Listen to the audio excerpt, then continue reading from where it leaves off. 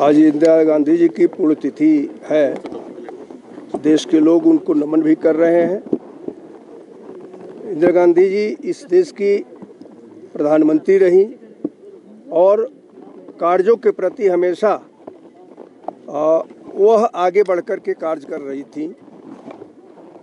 1971 में भारत को अभूतपूर्व विजय दिलाने का काम अगर किसी ने किया, वह श्रेय श्रीमती इंदिरा गांधी जी को ही दिया जाता है और उसी के कारण बांग्लादेश बना। तो उस समय मिसेस गांधी को सभी लोग नमन कर रहे थे। मैं भी आज उनके पुण्यतिथि पर नमन करता हूं। साथ ही आज इस देश के प्रथम उप प्रधानमंत्री तथा गृह मंत्री सरदार वल्लभ भाई पटेल जी का जन्मदिन है और उसको देश राष्ट्रीय एकता दिवस के रूप में मनाता है। सरदार वल्लभ भाई पटेल को ही यह श्रेय जाता है कि उन्होंने हिंदुस्तान में छोटी छोटी रियासतों को एक करके एक हिंदुस्तान की संरचना किया। जब देश स्वतंत्र हुआ था तो अंग्रेजों ने सभी रजवाड़ों को छोड़ दिया था कि वो जैसे चाहे रहे, जहाँ चाहे जाए, चाहे हिंदुस्तान चाहे पाकिस्तान में।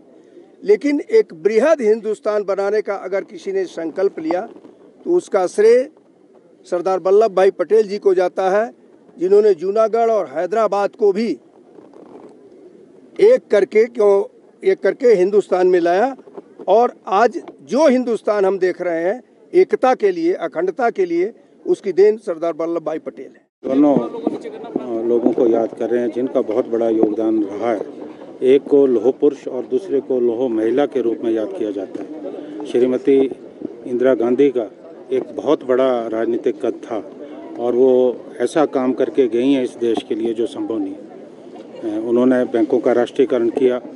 उन्होंने भारत की जो छवि है पूरे विश्व में बनाई और गुट निरपेक्ष आंदोलन का उन्होंने नेतृत्व किया।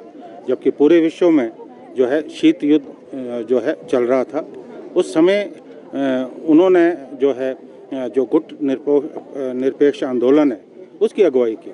और आज भी आप देख रहे हैं कि विश्व में जो अशांति है वो इसलिए कि विश्व जो है दो खेमों में बंटा है।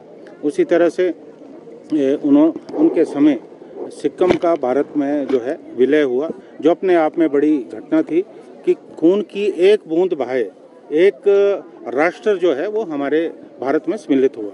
उसी तरह से उन्होंने पाकिस्तान के दो टुकड़े किए, बांग्लादेश जो है अस्तित्व में आया और जो छवि श्रीमती इंदिरा गांधी ने पूरे विश्व में भारत की बनाई, उसका परिणाम है कि आज भारत जो है विश्व की राजनीति में एक अपना स्थान रखता है।